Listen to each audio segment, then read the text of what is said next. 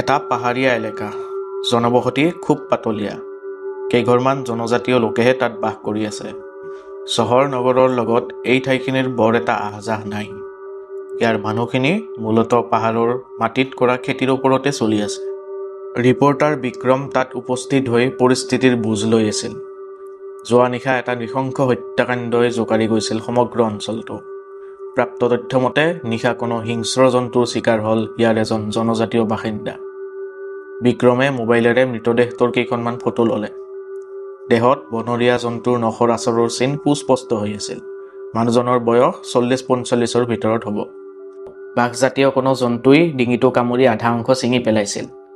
ইতিমধ্যে স্থানীয় আৰক্ষী দুজনমানো তাত উপস্থিত হৈছিল, লগত আন দুজন বন বিভাগৰ বিষয়া। ছাৰ, এইটো কিহৰ কাম হ'ব পাৰে বাৰু? লক্ষণবিলাক বাঘৰ দৰেই লাগিছে, কিন্তু খাদ্যৰ উদ্দেশ্যত ইয়াক হত্যা কৰা হোৱা নাই, কাৰণ ডিঙিৰ বাহিৰে অন্য কোনো অংগৰ বিশেষ ক্ষতি হোৱা নাই, DFO সুনীল গোহাঁইয়ে ক'লে। আৰক্ষী দুজনে স্থানীয় লোক কেইজনমানক সোধা পোছা কৰি আছিল।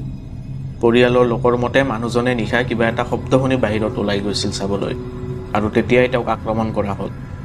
তেওঁলোকে কিন্তু বাঘ বা অন্য জন্তু দেখা পোৱা নাছিল। বন বিষয়া দুজনে ওচৰ পাজৰ ভালকৈ লক্ষ্য কৰিলে আৰু ক'লে যে সদ্যহতে যিহেতু বাঘৰ কোনো পদচিহ্ন নাই, গতিকে এয়া বাঘৰ দ্বাৰা নহ'বও পাৰে। তথাপি ৰাইজৰ সুৰক্ষাৰ স্বাৰ্থত তেওঁলোকে সকলো বাসিন্দাক সতৰ্কিত হৈ থাকিবলৈ আহ্বান জনালে।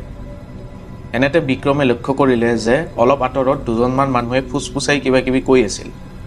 সি মোবাইলটোকো উলিয়াই কাণত লৈ সেইপিনে আগুৱাই গৈ তেওঁলোকৰ কথা শুনিবলৈ চেষ্টা কৰিলে। সি শুনিলে তেওঁলোকে কোনোবা নৰপিশাচৰ কথা কৈ আছে, যাৰ আধা শৰীৰ জন্তু আৰু আধা মানুহৰ দৰে। তেওঁলোকৰ মতে এয়া সেই নৰপিশাচৰে কাণ্ড। আৰক্ষীয়ে মৃতদেহটো পষ্টমৰ্টেমৰ বাবে পঠাই দি থানা অভিমুখে ৰাওনা হ'ল, আৰু বিক্ৰমো তাৰ পৰা গুচি আহে। নিশা প্ৰায় 8মান বাজি গৈছিল। বিক্ৰমে ঘৰত আহিয়েই ৰিপৰ্ট লিখিব ধৰিলে। 9 বজাৰ আগত ৰিপৰ্টটি পঠিয়াই সি ৰাতিৰ আহাৰ বনাব গ'ল। তাৰ মনত গাঁওবাসীয়ে কোৱা সেই কথাবোৰ গুঞ্জিত হৈ আছিল। সঁচাকৈ এনেকুৱা হ'ব পাৰেনে আজিৰ প্ৰযুক্তিৰ পৃথিৱীত? এই প্ৰশ্নই তাক ব্যথিত কৰি তুলিলে। বিক্ৰম এই ঠাইখিনিলৈ অহা 4 মাহমান হৈছিল। গুৱাহাটীৰ যান্ত্ৰিক জীৱনে তাক বাৰুকৈয়ে আমোৱাইছিল।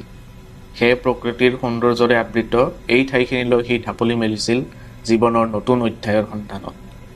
এতিয়ালৈকে কোনো ক্ষেত্ৰতে সমস্যাৰ সন্মুখীন হোৱা নাই বুলিয়েই পৰিয়ালক জনাই আহিছিল। পিছে আজিৰ ঘটনাটিয়ে তাৰ মনত কিয় জানো এক অজান আশংকাৰ সৃষ্টি কৰিলে।